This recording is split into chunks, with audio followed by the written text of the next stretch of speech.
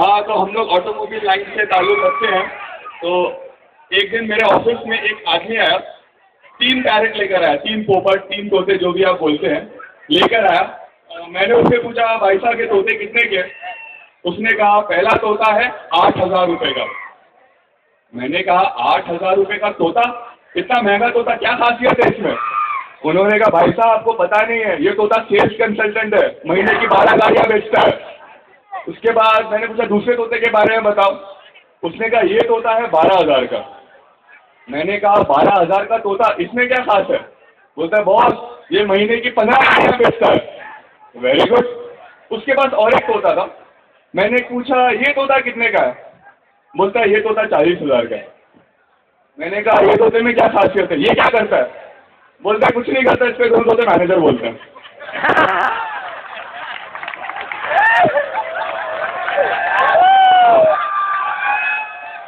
अच्छा, मैं use car operator हूँ, तो मेरे पास हर तरह की यूज कार्स आती है। तो एक बार एक कस्टमर मेरे पास 80,000 किलोमीटर चली हुई गाड़ी लेकर आया। मैंने कहा सर जी मैं 80,000 के ऊपर की गाड़ी नहीं लेता, आई एम सॉरी, आप गाड़ी बाहर भेज दीजिए।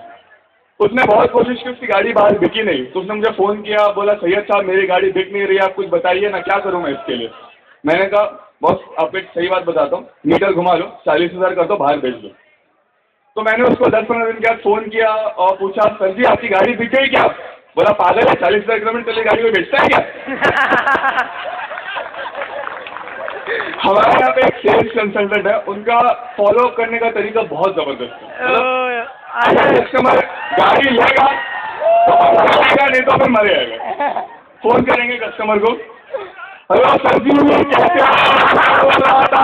घर में सब कैसे हैं? सब कुशल मंगल? आपकी मम्मी कैसी है, डैडी कैसे हैं, वाइफ कैसी है, बच्चे कैसे हैं? कस्टमर को समझ में नहीं आता है कौन है मुझसे इतना प्यार करता है यार इस दुनिया में।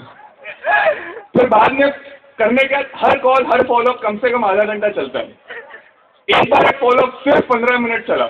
मैंने कहा बॉस हर एक फॉलोअप तुम्हारा आधा घंटा चलता है, ये फॉलोअप खाली 15 मिनट, ऐसा कैसे? अरे सैयद क्या है ना, वो रॉन्ग नंबर लग गया था। अब हमारे कस्टमर हैं, वो रहते हैं नवी मुंबई में, पनवेल के आगे, पता नहीं कहाँ रहते हैं, लेकिन वो गाड़ी की सर्विस कराने हमेशा आते हैं यहाँ पे सेंटा क्रूज में। तो उनके दोस्त ने उनसे पूछा बॉस यार तुम रहते हो कहाँ, सर्विस कराने यहाँ पे आए तो क्या इतना क्या अच्छा लगता है तुमको यहाँ पे? बोलता है यार इचिबान होंडा वाले ने बहुत बढ़िया स्कीम निकाली है। अच्छा क्या स्कीम है? स्कीम में ऐसा है, आप सर्विस कराओ गाड़ी की, शाम को डिलीवरी लो, एक फीडबैक फॉर्म भरो, on the spot lucky draw निकालते हैं और एक प्राइज देते हैं।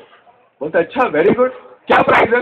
बोलता है वहाँ के सारे सर्विस एडवाइजर मिलके फुल बॉडी मसाज देते हैं। बहुत बढ़िया, बहुत अच्छा यार, बहुत अच्छा।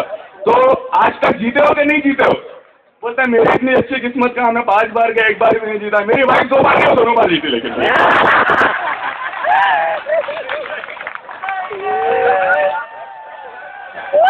अभी एक बार मैं अपनी गाड़ी लेकर के कहीं जा रहा था, आउट ऑफ बॉम्बे जा रहा था, तो मुझे ध्यान नहीं था मेरी गाड़ी में जैक नहीं था।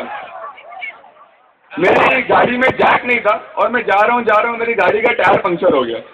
अब मैं क्या करूँ, टायर कैसे चेंज करूँ, समझ में नहीं आ रहा है मुझे। तो मुझे ध्यान आया कि कुछ 5 किलोमीटर पीछे एक घर था, अकेला घर, उसमें गाड़ी खड़ी थी और एक बूढ़ा सा आदमी बैठा हुआ था। तो मैं सोचा शायद उसकी गाड़ी में जैक हो, शायद वो मेरी मदद कर दे। तो 5 किलोमीटर पैदल चला जा रहा हूँ, लेकिन मेरे दिल में सोच रहा हूँ यार मैं आदमी के पास जाऊँगा, भड़क जाएगा मेरे पे, बोलेगा क्या यार तुम गाड़ी चलाते हो, जैक नहीं रखते हो, अपना जैक रखना चाहिए तुमको, तुम कौन हो, तुमको जैक क्यों दे दूंगा, तुम मेरा जैक वापस नहीं किए तो तुम चोर निकले। तो ऐसा सोचते ना आगे पहुंचा, से घर तक पहुंचा। उसने मुझे देखा, बोला बेटा क्या हुआ, क्या चाहिए? मैं बोला भाड़ में गया, तुम्हारा जैक नहीं चाहिए यार। अभी जैसे हर आदमी प्यार करता है, अगर कोई ऑटोमोबाइल लाइन में रहने वाला आदमी अगर प्यार में पड़ जाए, इश्क में पड़ जाए, तो उसकी प्रेम कहानी किस तरह की होगी मैं बताना चाहता हूँ आपको। प्लीज ध्यान दीजिए कि पहली बार तो उसे देखा बस स्टॉप पे खड़ा, बस वही मेरा दिल का इंजन जर्किंग दे पड़ा। उसके बाल थे काले कार्बन की तरह और चेहरा चमक रहा था टेफ्लॉन की तरह। उसके बाल थे काले कार्बन की तरह और चेहरा चमक रहा था टेफ्लॉन की तरह। मेरी सांसें टॉप गियर में चढ़ गई, मेरी सांसें टॉप गियर में चढ़ गई और धड़कनों की आरपीएम अचानक से बढ़ गई। मेरी सांसें टॉप गियर में चढ़ गई और धड़कनों की आरपीएम अचानक से बढ़ गई। उसने मुझसे नाम पूछा और हाथ जो मिला दिया, उसने मुझसे नाम पूछा और हाथ जो मिला दिया, ऐसा लगा डेड बैटरी को किसी ने जंप स्टार्ट हो करा दिया। जिंदगी की गाड़ी अब पिकअप पकड़ने लगी, जिंदगी की गाड़ी अब पिकअप पकड़ने लगी और रेगुलर सर्विसिंग की तरह मुझसे रोज मिलने लगी। जिंदगी की गाड़ी अब पिकअप पकड़ने लगी और रेगुलर सर्विसिंग की तरह मुझसे रोज मिलने लगी।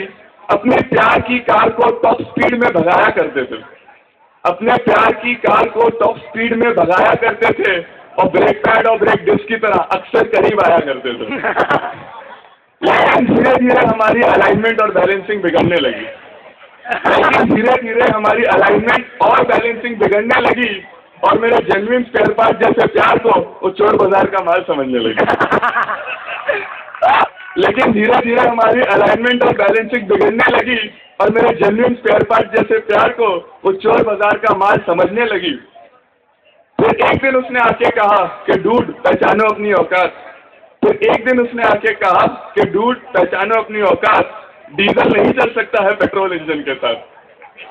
फिर एक दिन उसने आके कहा कि डूड पहचानो अपनी औकात, डीजल नहीं चल सकता है पेट्रोल इंजन के साथ। ये सुनते ही मेरे बॉडी के ऑयल और कूलेंट फ्रीज हो गए। ये सुनते ही मेरे बॉडी के ऑयल और कूलेंट फ्रीज हो गए और ऐसा लगा मेरे 4 पिस्टन एक साथ सीज हो गए। ये सुनते ही मेरे बॉडी के ऑयल और कूलेंट फ्रीज हो गए और ऐसा लगा मेरे 4 पिस्टन एक साथ सीज हो गए। उसके साथ बिताई हर शाम को अब भी याद किया करते हैं, उसके साथ बिताई हर शाम को अब भी याद किया करते हैं और हर सुबह उठ के अपनी गाड़ी धक्का स्टार्ट किया करते हैं।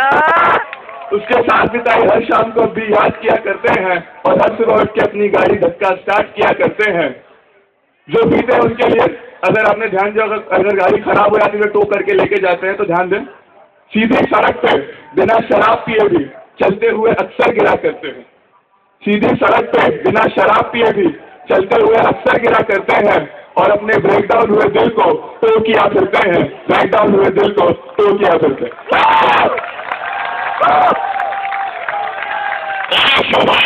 भाई हंसी कंटिन्यू किया।